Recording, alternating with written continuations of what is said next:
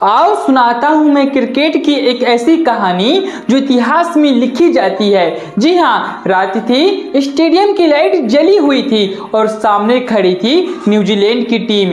कोई नहीं जानता था कि आज सिर्फ मैच नहीं होने वाला है, आज T20 क्रिकेट की परिभाषा ही बदलने वाली है। जी हाँ, पहली ही गेंद डॉट, दूसरी गेंद फिर से डॉट और तीसरी गेंद पर छक्का आ जाता है।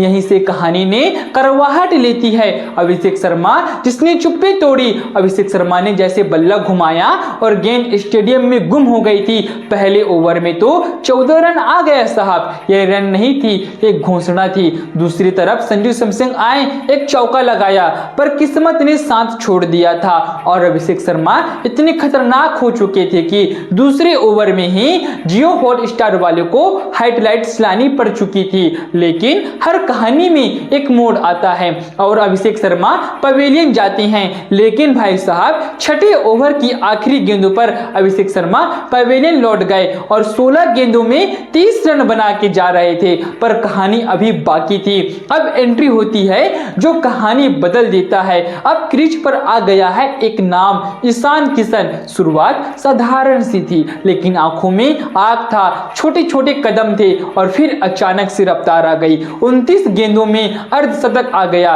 स्टेडियम शोर करने लगा, न्यूजीलैंड खामोश हो गया था। वो ओवर जिसे इतिहास याद रखेगा, वो ओवर था 12वां ओवर आया और जैसे आसमान टूट पड़ा हो। 1 2 3 चौके, फिर छक्का, फिर चौका, फिर छक्का, ऐसे करके पूरा 29 रन आ चुका था। गेंदबाज बस देखता रह गया। ये ओवर नहीं था, यह इंसाफ का फैसला था। जब ईशान आग बन चुके थे तो स्काई हवा बन गया था। सूर्य कुमार यादव हर शॉट में कला था, हर रन में आत्मविश्वास था। 51 रन और 3000 रन T20 में पूरे किए थे।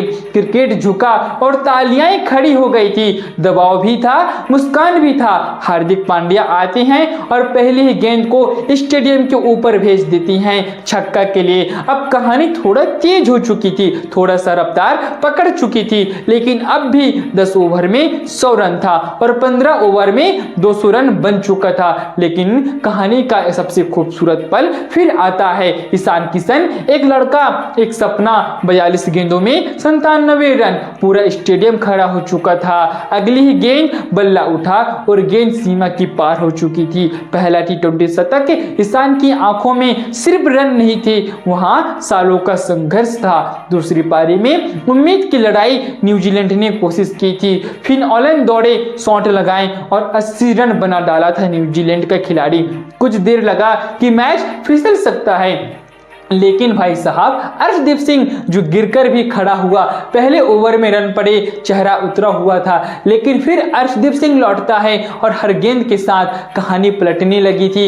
एक विकेट हुआ, फिर दूसरा विकेट गया भाई साहब, फिर तीसरा विकेट आया और अर्शदीप सिंह ने अपना पूरा पंजा खोल दिया।